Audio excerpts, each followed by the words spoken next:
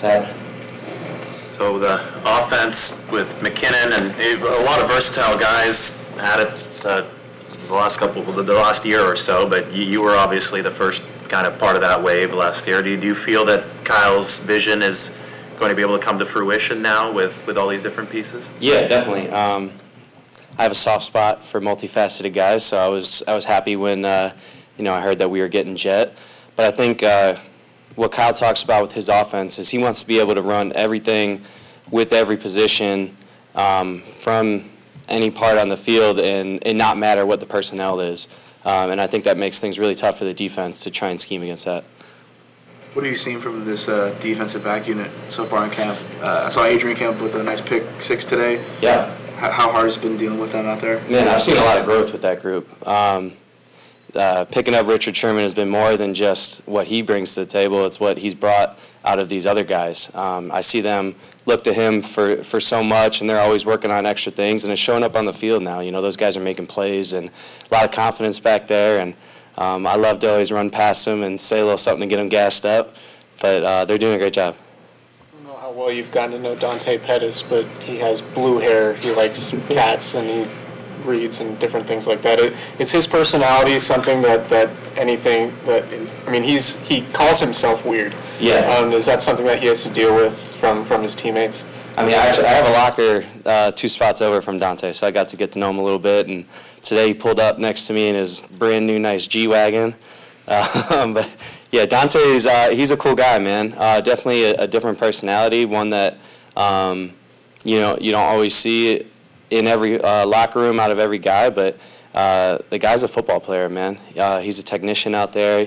Works his tail off, and he fits right in with everybody. He's a great teammate.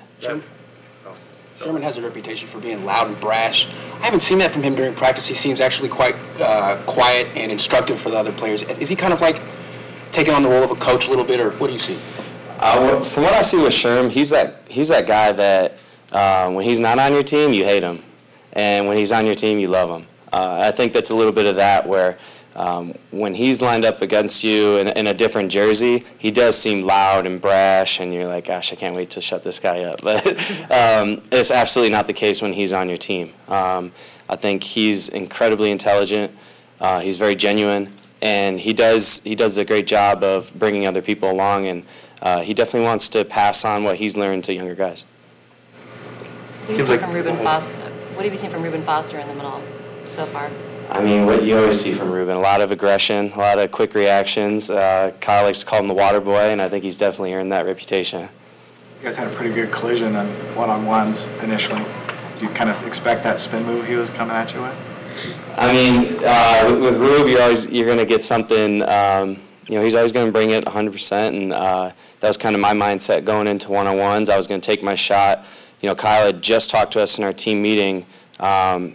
Everybody saw the clip of Marquise and Richard in one-on-ones, and he used that as a coaching point. He didn't get up there and bash on Sherman like, we paid you this much and you come out here and give us that. No, it was nothing like that. It was he actually complimented him because it was his very first rep in one-on-ones since he's been injured, and he didn't hesitate. He was extremely aggressive on the line of scrimmage, and yeah, he got beat, but that's what one-on-ones are for.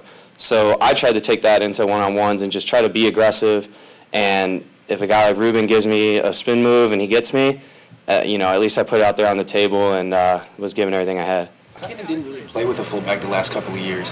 How can you make him more effective? How can you bring out the best in his game?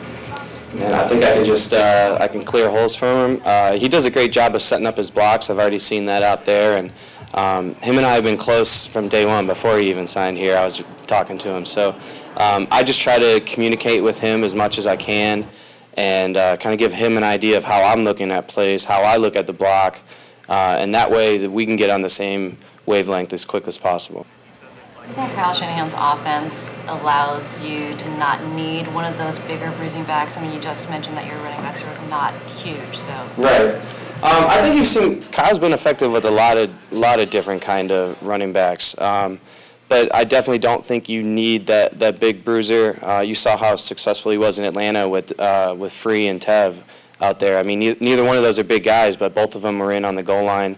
And I think sometimes, maybe it can be a little overstated that you need that big back on short yardage. I mean, sometimes I want a guy that can get to the line of scrimmage quicker, and I think that's something that our guys definitely excel at. Are there ever moments as an offense, or you personally, when you've been around Marquise for over a year now, but where you watch tape or watch that play against Sherman where you say, my God, this guy's fast? I mean, will you marvel at his speed a little bit? Yeah, I mean, this is my second year with them. I mean, I goes all the way back. I played with him in the Senior Bowl, and he was wowing me there, but it still gets me just to see the way that he almost, it looks like he's floating out there, and he just absolutely takes off. It's impressive. With the running back question, I think Kyle has a similar approach to tall receivers, and while I think it was at the owners' meetings, he said, I think it's just bad football to toss a ball up to a 6'5" guy instead of scheming to get him open. It seems like Kyle takes a certain amount of pride in working with what he has to get openings and not just ramming the ball up the middle.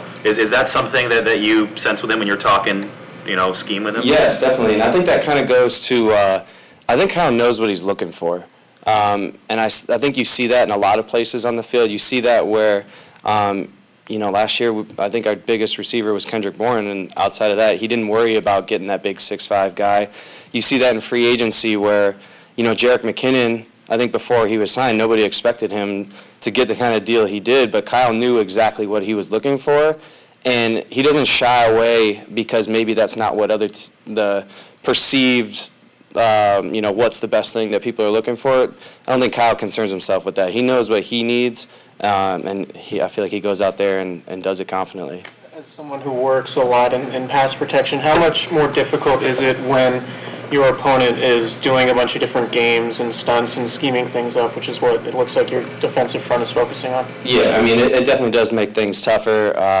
It's easy when the defense is lined up, they're all stationary, and I got however many seconds before this ball is snapped to really be locked in on exactly who I want. When guys are moving around and they hit the line of scrimmage and all of a sudden, that linebacker's coming off the edge and you got a defensive lineman dropping, it adds an element of surprise to it and just makes you have to be more decisive. And Kyle said he's seen the pass rush over the last 2 practices really take those steps from before. Are you noticing that too? Yeah, I mean, definitely. You see guys like Defoe and Cassius right around the quarterback a little too often for my liking, but at the same time, it's good.